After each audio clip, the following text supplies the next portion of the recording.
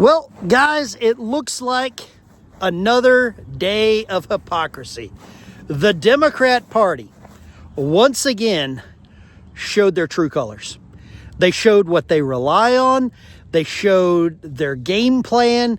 They showed their cards to put this into a poker game. They want one thing and one thing only: to control the narrative. And that's exactly what's happening. There's a guy by the name of Jake Lang. I believe Jake is a J6 victim. I would call victim.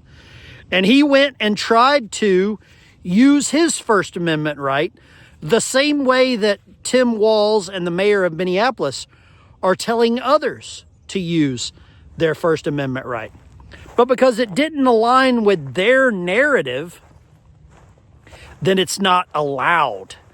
And whether you agree with his methods or his ideology, his religion, whatever you agree with or don't agree with him, he's an American citizen. And the First Amendment should apply equally to him. Oh, look at those guys. They're pissed. The First Amendment should apply to him the same way it does to the protesters that want ICE out. Sadly, the protesters that want ICE out are breaking the law. And the protesters, well, they're exercising their First Amendment right, but just not in a, what I would call a peaceful manner. I don't know if you saw the footage of when Jake Lang was up on this platform or this ledge, but they drug him off it was like a scene out of The Walking Dead. That they literally drug him down. I believe he got some cuts and maybe even like a stab injury or a stab wound. Is that the Democrat Party that you want? Is that the Democrat Party that they want? Where are the demands for them to disavow this hateful rhetoric? The same way that they, propped up this false narrative against Donald Trump over Charlottesville, Virginia? Peaceful people on both sides or good people on both sides. You remember that? I haven't seen one Democrat member of Congress or the Senate to take a knee, to cry, to apologize, to disavow any of this. Nobody has said Jake Lang's name. No one has said, "Hey, Jake, are you okay?" Like I said, whether or not you agree, there's one. You got to keep an eye on that one. She's crazy. She's young, very young, and a little frisky.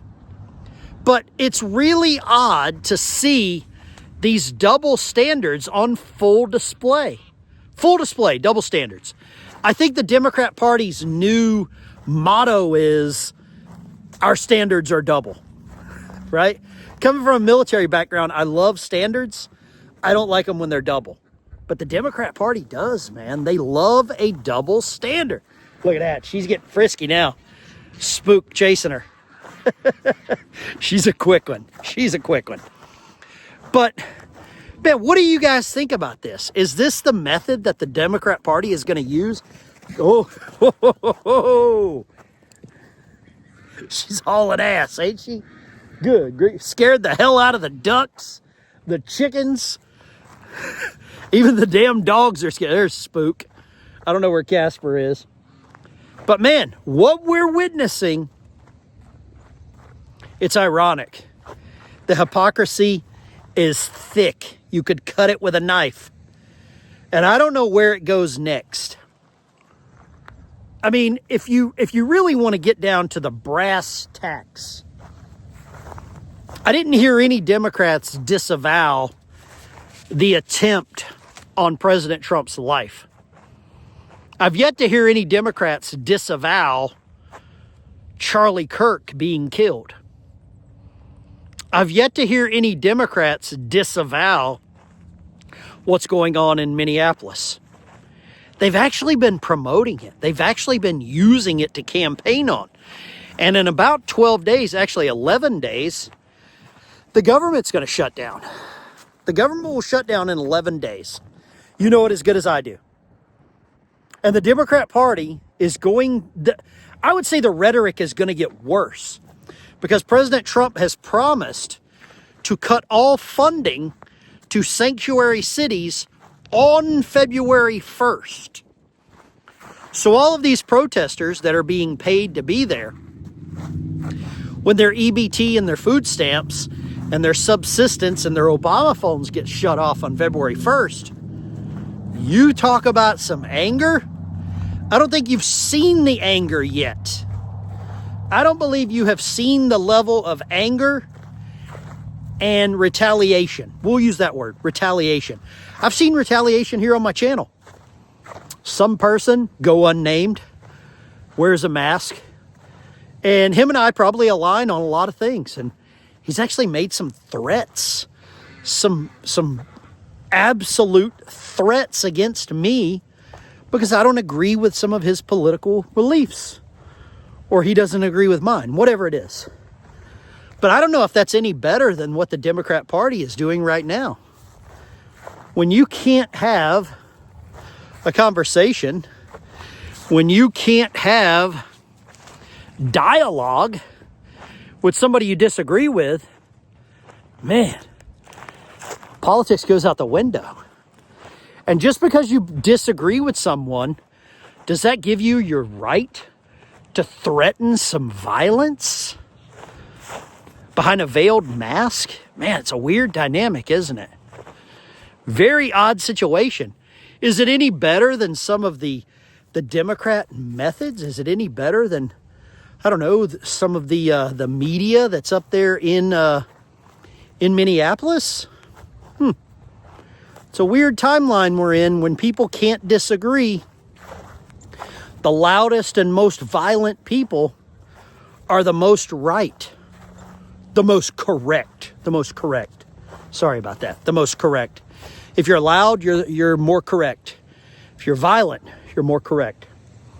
Okay, yeah. I'm starting to pick up the game now. All right, man. People are, I think there's a thin line between passion and stupidity.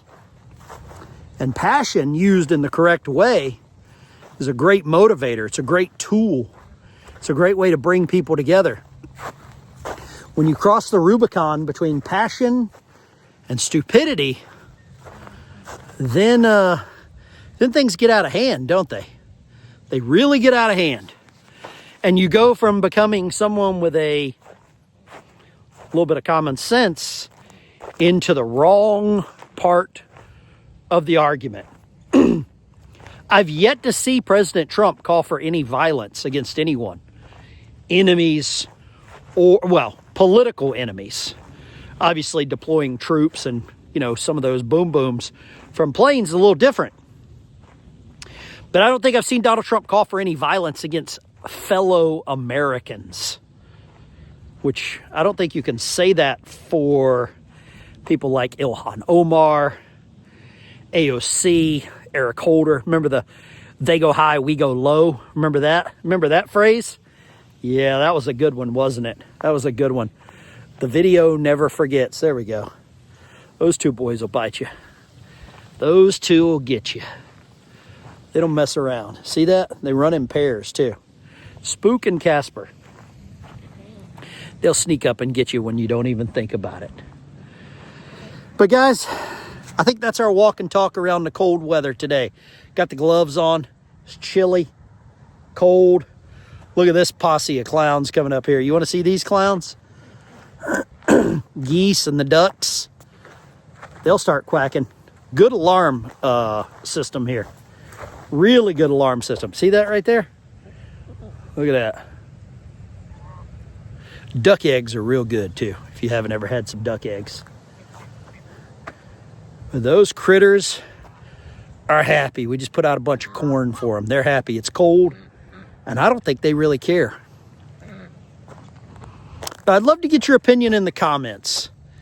When does passion and stupidity become dangerous? When do you cross the line? When you make a verbal threat against someone online, saying you're going to punch them in the face because you don't agree with them?